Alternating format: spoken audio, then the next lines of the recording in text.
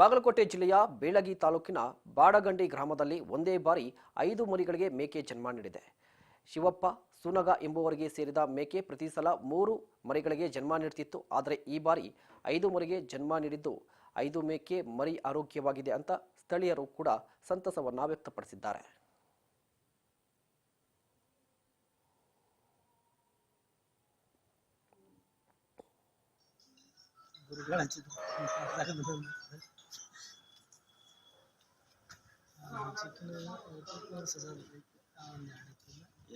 chicken